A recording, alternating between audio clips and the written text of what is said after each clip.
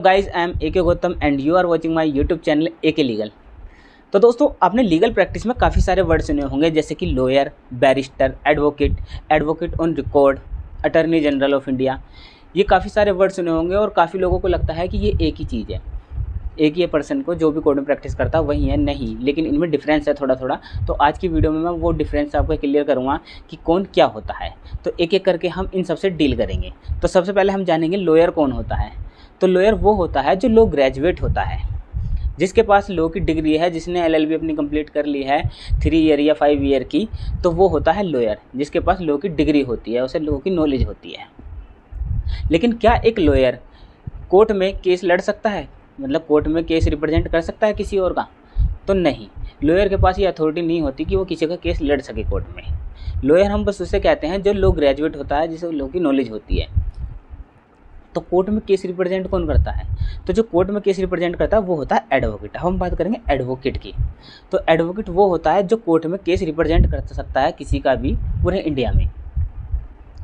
तो एडवोकेट बनने के लिए क्या करना होता है? एक तो लॉ की ग्रेजुएट होनी चाहिए, लॉ ग्रेजुएट होनी चाहिए, और उसके बाद आपको किसी भी स्टेट बार काउंसिल में अपना इनरोलमेंट कराना होता है, और साथ ही AIB का एग्ज़ाम भी निकालना पड़ता है, ऑल इंडिया बार एग्जामिनेशन।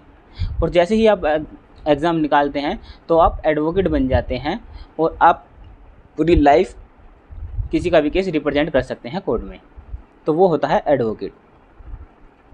अब बात करते हैं बैरिस्टर। आपने बैरिस्टर वर्ड भी काफ़ी सुना होगा। तो बैरिस्टर वो होता है सेम लॉयर की तरह, बैरिस्टर के पास भी लॉ की डिग्री होती है।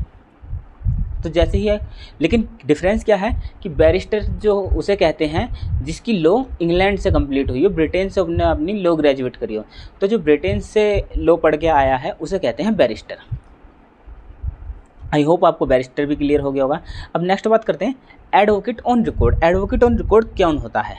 तो एडवोकेट ऑन रिकॉर्ड AOR, जिसे AOR भी कहते हैं, वो सुप्रीम कोर्ट में होते हैं, और इन्हीं के पास पावर होती है सुप्रीम कोर्ट में केस फाइल करने की।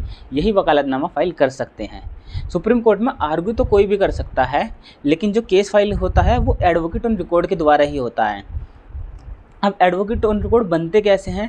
तो एडवोकेट ऑन रिकॉर्ड के लिए AOR का एक एग्ज़ाम होता है, लेकिन इस एग्ज़ाम को देने के लिए भी एलिजिबिलिटी होती है। 4 साल आपकी किसी कोर्ट में प्रैक्टिस, किसी भी कोर्ट में आपकी 4 साल प्रैक्टिस, और 1 साल आपकी AOR के अंडर ट्रेनिंग। तो फिर आप एग्ज़ाम दे सकते हैं AOR का। आई होप आपको एडवोकेट ऑन रिकॉर्ड भी क्लियर हो गया होगा कौन होता है। अब इसके बाद करते हैं एडवोकेट जनरल। एडवोकेट जनरल कौन होता है? तो एडवोकेट जनरल जो है वो स्टेट का वो होता है जो स्टेट गवर्नमेंट को रिप्रेजेंट करता है, और ये अपॉइंट होता है किससे? गवर्नर के द्वारा। इसे गवर्नर अपॉइंट करता है, और ये स्टेट के जो मैटर होते हैं उन्हें रिप्रेजेंट करते हैं कोर्ट में, और स्टेट को ये लीगल एडवाइस भी देते हैं। इन्हें स्टेट का फर्स्ट लॉ ऑफिसर भी कहा जाता है। अब बात करते हैं हम अटॉर्नी जनरल ऑफ इंडिया। तो जैसे एडवोकेट जनरल स्टेट का वकील है, मतलब कि सरकार का वकील होता है, वो स्टेट के मैटर को रिप्रेजेंट करता है, ऐसी एडवोकेट जनरल यूनियन गवर्नमेंट जो होती है हमारी, उसका वकील होता है, और वो उनके मैटर को रिप्रेजेंट करता है। और अटॉर्नी जनरल को जो अपॉइंट करती है वो सेंट्रल गवर्नमेंट करती है बाय प्रेसिडेंट। और ये एडवोकेट जनरल ऑफ इंडिया को हम फर्स्ट लॉ ऑफिसर भी कहते हैं। इंडिया का फर्स्ट लॉ ऑफिसर कंट्री का कौन होता है? एडवोकेट जनरल ऑफ इंडिया होता है। अपॉइंटमेंट इनकी प्रेसिडेंट के द्वारा होती है, और ये स्टेट जो सेंट्रल गवर्नमेंट है उन्हें लीगल एडवाइस भी करते हैं। अब बात करते हैं कि सॉलिसिटर जनरल ऑफ इंडिया। तो सॉलिसिटर जनरल भी एक यूनियन गवर्नमेंट के वकील ही होता है, यूनियन गवर्नमेंट का वकील होता है, लेकिन ये अटॉर्नी जनरल के बाद आता है। इन्हें second law officer of country कहा जाता है, क्योंकि ये असिस्ट करते हैं किसको? अटॉर्नी जनरल ऑफ इंडिया को।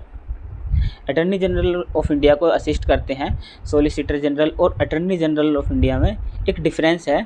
एक अटॉर्नी जनरल ऑफ इंडिया है वो कॉन्स्टिट्यूशन में मेंशन है, तो वो एक कॉन्स्टिट्यूशनल पोस्ट है, लेकिन वहीं सॉलिसिटर जनरल ऑफ इंडिया एक स्टैट्यूट पोस्ट है, इसका कॉन्स्टिट्यूशन में कहीं मेंशन नहीं है।